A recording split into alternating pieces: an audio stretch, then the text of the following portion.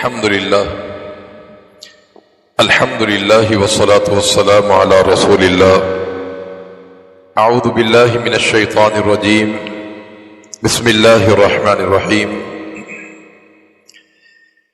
يعتذرون إليكم إذا رجعتم إليهم قل لا تعتذروا لن نؤمن لكم قد نبأنا الله من أخباركم وسيرى الله عملكم ورسوله ثم تردون إلى عالم الغيب والشهادة فينبئكم بما كنتم تعملون۔ 11واں پارہ ہے۔ اس کے آغاز میں اللہ تعالی نے ان منافقین کا ذکر کیا جو غزوہ تبوک سے پیچھے رہ گئے تھے۔ یہ غزوہ تبوک سن 9 ہجری میں رجب کے مہینے میں واقع ہوئی تھی، جس کا پس منظر یہ ہے کہ جب نبی کریم صلی اللہ علیہ وسلم نے مکہ فتح کر لیا تھا تو پوری دنیا پر یہ بات واضح ہو گئی تھی کہ اسلام ایک سپر طاقت ہے، کہ جنہوں نے مکہ کو فتح کر لیا ہے۔ اس موقع پر روم کی جو سرزمین تھی، وہاں کا جو بادشاہ تھا، اس پر بڑی ہیبت اور خوف طاری ہوا اور اس نے مسلمانوں کو ختم کرنے کے لیے مکۃ المکرمہ پہ حملہ کرنا چاہا۔ تو نبی کریم صلی اللہ علیہ وسلم کو جب اس بات کا علم ہوا تو آپ نے فرمایا کہ ہم یہاں رہ کر اس کا مقابلہ نہیں کریں گے، بلکہ ہم یہاں سے نکل کر اس کا مقابلہ کریں گے۔ تو آپ صلی اللہ علیہ وسلم نے پھر ان کا جو علاقہ تھا اس کا آپ نے محاصرہ کر لیا۔ تقریباً 20 دن ان کے علاقے کا محاصرہ کیا گیا تھا اور اللہ تعالیٰ نے ان پر ایسی ہیبت ڈالی کہ یہ مسلمانوں پر لڑنے پر آمادہ نہیں ہوئے تھے۔ اور یہ جنگ تبوک جو ہے یہ کئی لحاظ سے ایک مشکل ترین جنگ تھی۔ ایک وجہ تو یہ تھی کہ یہ سفر بہت لمبا تھا، اور دوسرا اس میں گرمی بہت زیادہ تھی، اور تیسری چیز یہ تھی کہ زمینیں پک چکی تھیں، ان کی فصلیں تیار ہو چکی تھیں۔ لیکن صحابہ کرام تربیت یافتہ تھے، اہل ایمان تھے، انہوں نے اس کی پرواہ نہیں کی اور آپ صلی اللہ علیہ وسلم کا ساتھ دیا انہوں نے۔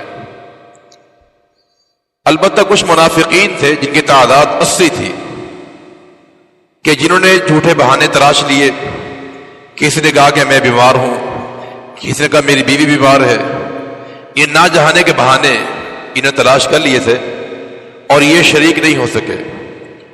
صحابہ کرام میں 3 مخلص صحابہ کرام تھے، وہ بھی اس جنگ میں شریک نہیں ہو سکے تھے۔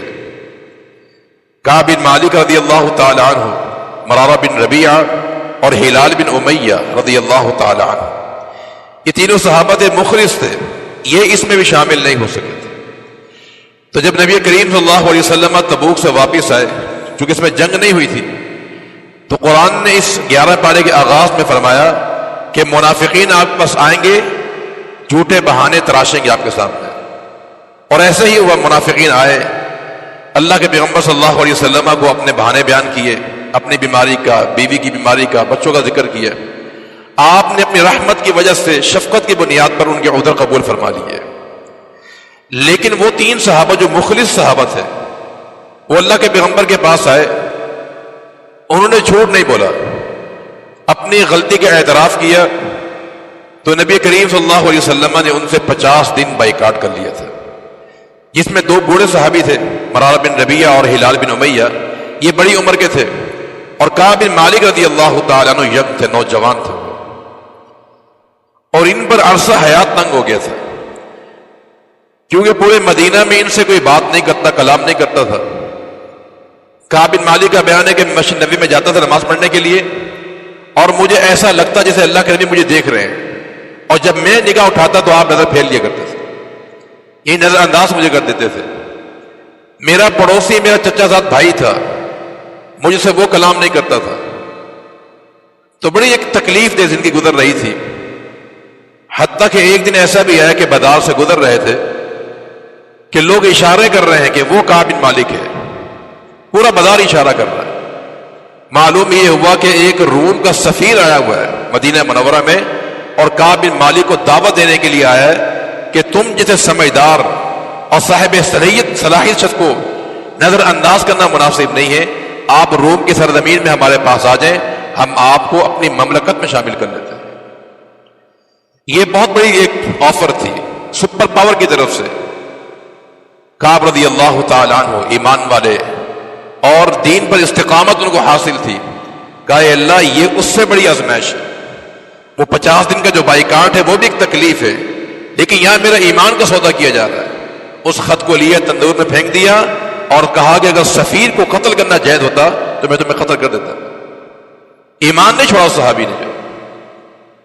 لیکن آج ہماری کنڈیشن یہ ہے، ہماری حالت یہ ہے کہ ہم اپنے دین کو معمولی دنیا کے سامان کے لیے فروخت کر دیتے ہیں، اور یہ فتنہ ہی ہے۔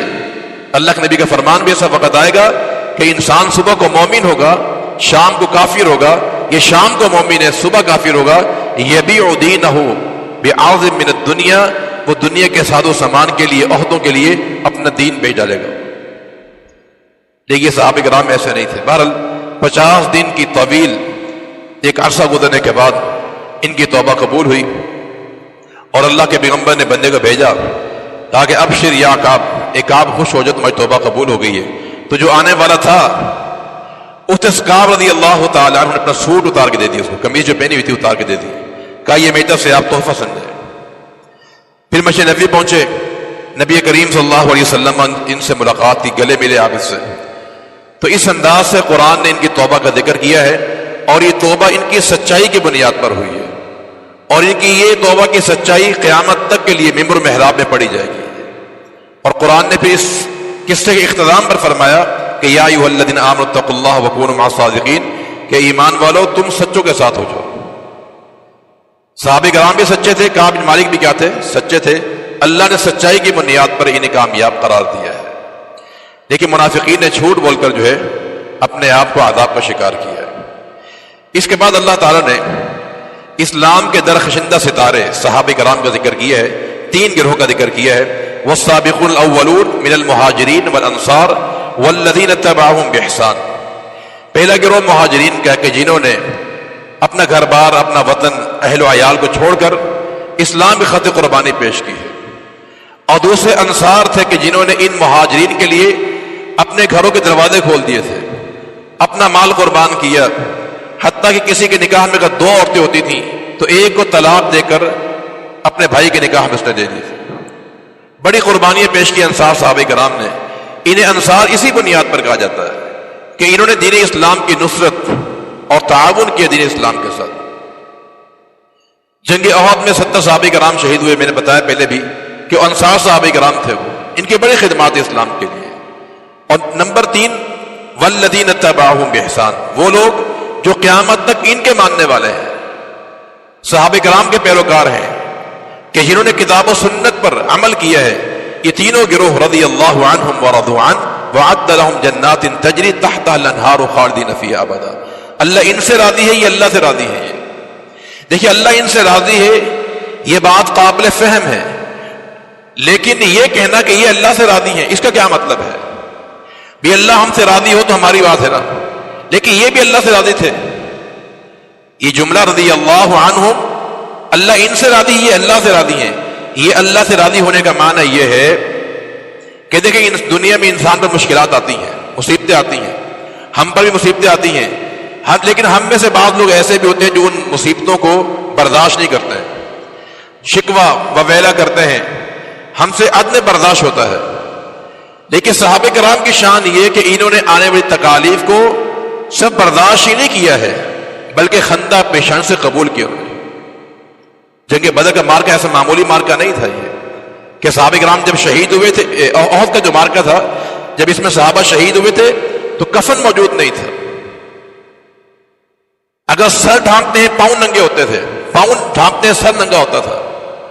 حالانکہ یہ لوگ بڑے مالدار تھے یہ لوگ، لیکن انہوں نے دین اسلام میں خاطر قربانیاں پیش کی ہیں، اور خندہ پیشانی کے ساتھ، کوئی شکوہ نہیں، کوئی وویلا نہیں ہوتا تھا۔ تو اس لیے یہ اللہ پر یہ راضی ہوئے ہیں، یہ اس کا معنی یہ ہے۔ تو یہ صحابہ کرام کی شان ہے کہ مہاجرین، انصار اور کتاب و سنت کے عمل کرنے والے ہیں۔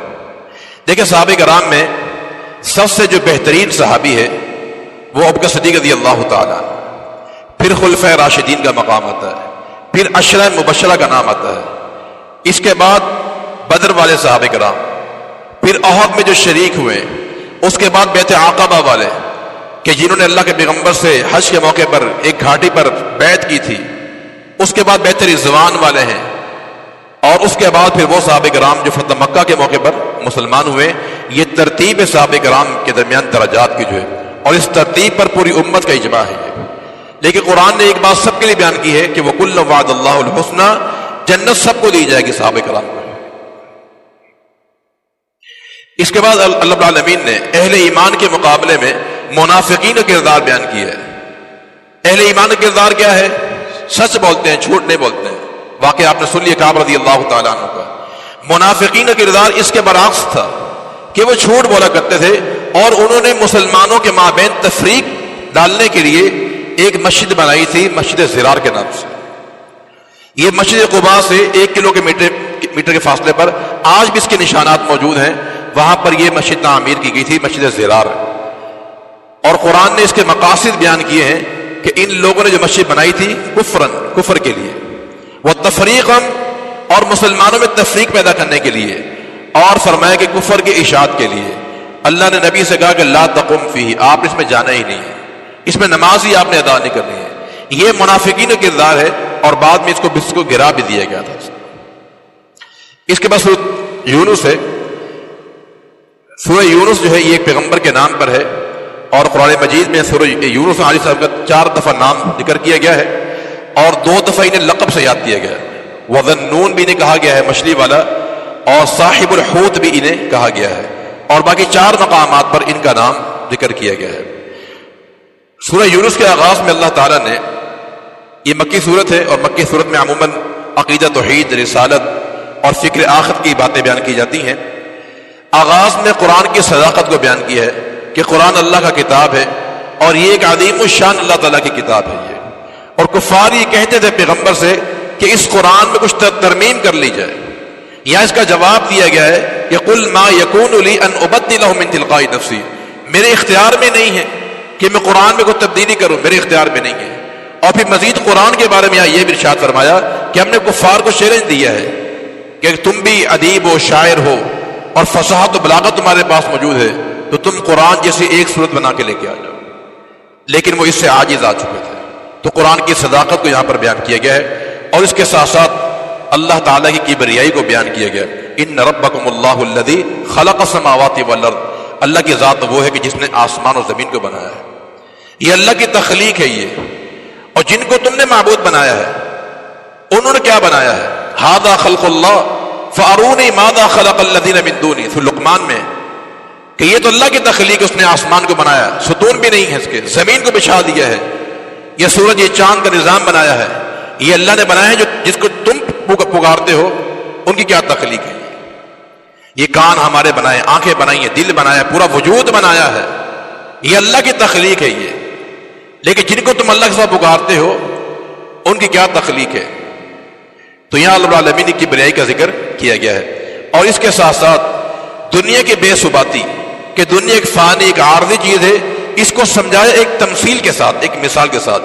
چونکہ جو چیز انسان کو بطور مثال بیان کی جاتی ہے وہ جلدی ذہن میں اتر جاتی ہے، تو یہاں دنیا کی بے ثباتی کا ذکر کیا گیا ہے کہ دنیا کی مثال جو ہے اس کھیتی کی طرح ہے کہ زمین میں دان ڈال دیا جاتا ہے، پھر وہ رفتہ رفتہ زمین شاداب ہو جاتی ہے، لہلاتی ہے، فصل تیار ہو جاتی ہے، کسان بڑا خوش ہوتا ہے کہ میری فصل تیار ہو رہی ہے۔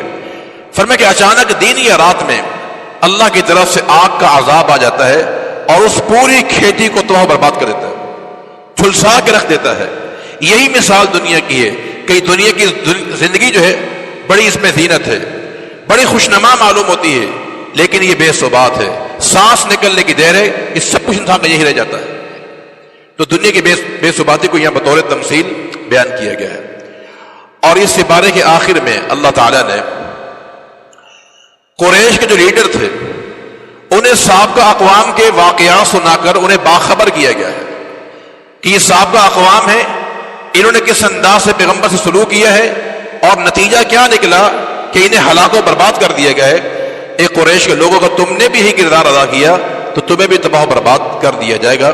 یہاں اللہ نے بطور مثال قصہ بیان کیا ہے نوح علیہ السلام کا، اور ان کی قوم کو یہاں تذکرہ کیا گیا ہے کہ انہوں نے اپنی قوم کو دعوت دی لیکن قوم نے دعوت قبول نہیں کی. 950 سال دن رات لگا کر انہیں سمجھایا لیکن قوم راضی نہیں ہوئی، اسلام قبول نہیں کیا. نتیجہ پھر کیا نکلی؟ طوفان آیا اور یہ پوری قوم اس پانی میں غرق کر دی گئی تھی. اہل ایمان کو بچا لیا گیا تھا. اور اس کے ساتھ دوسرا واقعہ بیان کیا ہے موسیٰ علیہ السلام کا کہ فرعون کو دعوت دی، فرعون نے دعوت قبول نہیں کی اور اس کا انجام ذکر کیا یہاں پر. اور فرعون نے بھی دعوت قبول نہیں کی اور جو فرعون کے ماننے والے تھے وہ بھی اسلام قبول کرنے کو تیار نہیں تھے. اور قرآن نے یہاں یہ ذکر کیا ہے کہ فرعون کی اتنی دہشت تھی کہ فما آمن لموسیٰ الا ذریۃ من قومہ، کہ فرعون اس قدر جابر تھا، اتنا اس کی دہشت تھی کہ چند لوگ ہی اسلام لا چکے حضرت موسیٰ علیہ السلام کو. تو خود بھی فرعون مسلمان نہیں ہوا اور اس کی قوم کے لوگ بھی مسلمان نہیں ہوئے. البتہ اللہ رب العالمین نے اس کو بڑا مال دیا ہوا تھا، مالدار تھا یہ. تو موسیٰ علیہ السلام نے بہت دعا کی کہ ربنا اطمس علی اموالہم واشدد علی قلوبہم، اے اللہ اس کے پاس جو مال ہے یہ مال چھین لے، ختم کر دے اور اس کو پانی میں غرق کر دے. یہ دعا کی موسیٰ علیہ السلام، بد دعا کی موسیٰ علیہ السلام نے. پھر نتیجہ یہی نکلا کہ وہ سمندر، وہ دریا جس کے بارے میں کہتا یہ میرے ہیں، سورہ زخرف میں اللہ ذکر کیا، یہ کہتا تھا کہ تجری من تحتی، یہ نہریں میری ہیں، میرے ماتحت چلتی ہیں. اللہ نے اسی دریا کے اندر جو ہے فرعون کو پانی میں غرق کر دیا تھا. اور جب یہ ڈوبنے لگا، زندگی اور موت کی کشمکش میں تھا، تو اس موقع میں کہتا آمنت انہ لا الہ الا الذی آمنت بہ بنو اسرائیل، اب میں ایمان لے کر آتا ہوں کہ جس پر بنو اسرائیل ایمان لے کر آئے. یعنی میں ایمان لے کر آتا ہوں اس ذات پر کہ جس ذات پر بنو اسرائیل ایمان لے کر آئے. اللہ نے جواب دیا الان، اب تم ایمان لے کر آ رہے ہو، وقد عصیت قبل وکنت من المفسدین، اب تیرا اسلام قابل قبول نہیں ہوگا. اور اسے پانی میں غرق کر دیا گیا اور قیامت تک کے لیے رب العالمین نے اس کو عبرت کا نشانہ بنا دیا. یہاں پر سوال ہی پیدا ہوتا ہے کہ جب ایک انسان اس موقع پہ جب زندگی اور موت کی کشمکش میں ہے، وہ کلمہ پڑھ رہا ہے، یہ ایمان کی باتیں کر رہا ہے، اس کا ایمان قابل قبول کیوں نہیں ہوا؟ دیکھیں اس کی 3 وجہ تھی. پہلی وجہ یہ تھی کہ اس نے جو ایمان کی بات کہی یہ اس نے بالواسطہ کہی. اس نے کہا میں اس ذات پر ایمان لے کر آیا جو جس پر بنو اسرائیل ایمان لے کر آئے ہیں. یہ ڈائریکٹ اس نے اللہ پر اسلام قبول نہیں کیا بلکہ اس نے واسطہ دیا بیچ میں بنو اسرائیل کا جو ہے. یہ بات محل نظر ہے. اس سے بلا واسطہ اللہ پر ایمان لانا چاہیے تھا. اور دوسری وجہ یہ ہے کہ یہ فرعون جو ہے مستقل اللہ کی نافرمانی کر رہا تھا. فرمایا قد عصیت، اب تو ایمان لے کر آ رہا ہے جبکہ پوری زندگی تو نافرمانی کرتا رہا. اور تیسری وجہ یہ ہے کہ وکنت من المفسدین، تو فسادی شخص ہے. ان 3 بنیادوں پر اس موقع پر اس کا اسلام قبول نہیں کیا گیا. اور نمبر 4، اس نے اسلام اس وقت قبول کیا جب یہ مرنے والا تھا، بالکل آخری سٹیج پر تھا. تو ایسے موقع پہ اسلام قابل قبول نہیں ہوتا جب انسان میں موت آ جائے. یہ 4 بنیادوں پر اس کا اسلام قبول نہیں کیا گیا تھا. اور اس کے مقابلے میں آخر جو قصہ بیان کیا ہے وہ یونس علیہ السلام کا واقعہ بیان کیا ہے کہ اس قوم پر اللہ کا عذاب آ چکا تھا لیکن اس قوم کی دعائیں، توبہ، استغفار اور گڑ گڑانا، عاجزی، انکساری کے بنیاد پر آیا وہ عذاب اللہ العالمین نے ٹال دیا تھا. یہ قوم یونس واحد قوم ہے کہ جن پر عذاب آیا تھا لیکن العالمین نے اس قوم کی توبہ کی وجہ سے استغفار کی بنیاد پر عذاب واپس کر لیا تھا. مفسرین نے لکھا ہے کہ اس قوم نے اس قدر عاجزی کا اظہار کیا تھا کہ ایک میدان میں جمع ہو گئے، مرد بھی، عورتیں بھی، حتیٰ کہ حیوانات بھی ساتھ لے گئے تھے، گائے، بکری، اونٹ سب ساتھ لے گئے تھے. تو اللہ العالمین نے ان پر جو عذاب مسلط کرنا تھا وہ اسے دور فرما دیا تھا. یہ اللہ العالمین کی شان کریمی ہے، اس کی مرضی ہے کہ جس کو چاہے عذاب دے چاہے عذاب نہ دے. تو اللہ العالمین نے پھر اپنے فضل سے جو ہے اس قوم کو عذاب سے بچا لیا تھا. تو یہ 3 واقعات بیان کر کے نوح علیہ السلام کا اور فرعون کا انجام اور یونس کا واقعہ بیان کر کے قریش کے لیڈروں کو سبق دیا گیا ہے کہ جیسے ان اقوام کا یہ حالت ہوئی ہے کہ ہم نے فرعون کو پانی میں غرق کر دیا تھا، قوم نوح کو پانی میں غرق کر دیا تھا، اگر تم نے بھی وہی روش اختیار کی تو پھر ہم تمہیں بھی عذاب دیں گے. اور پھر ایسا ہوا جب ابو جہل نے اسلام قبول نہیں کیا تھا تو اللہ رب العالمین جنگ بدر کے اندر مسلمانوں کے ہاتھوں بلکہ مسلمانوں کے 2 بچوں کے ہاتھوں جو ہے ابو جہل کو جہنم حاصل کر دیا تھا. یہ بھی اس امت کا فرعون تھا, وہ بھی فرعون تھا. اسے بھی اللہ العالمین پانی میں غرق کیا, اپنے آپ کو رب کہتا تھا کہ یہ نہر میری ہے, یہ دریا میرے ہیں, یہ اسی نہر میں مر گیا وہ فرعون جو ہے. یہ ابو جہل بھی کہتا تھا کہ میں بڑا سردار ہوں, بڑا اس میں نخوت تکبر تھا. اللہ رب العالمین نے اس کا غرور خاک میں ملا دیا کہ جنگ بدر میں 2 چھوٹے بچوں کے ہاتھوں قتل ہوا, اور عبداللہ ابن مسعود جو کہ نحیف تھے, کمزور تھے, انہوں نے تلوار سے گردن الگ کر دی. تو اس امت کا یہ فرعون جو ہے, یعنی اس کا جو غرور تھا اسے اللہ نے خاک میں ملا دیا تھا. تو کبر اور تکبر جو ہے یہ اللہ کی ذات کو پسند نہیں ہے. تو لہذا یہ واقعات بیان کر کے اس قوم کو خبردار کیا گیا ہے کہ تمہارا انجام بھی وہی ہو سکتا ہے. اللہ تعالیٰ قرآن کو سمجھ کر عمل کی توفیق عطا فرما دے. وآخر دعوانا الحمدللہ رب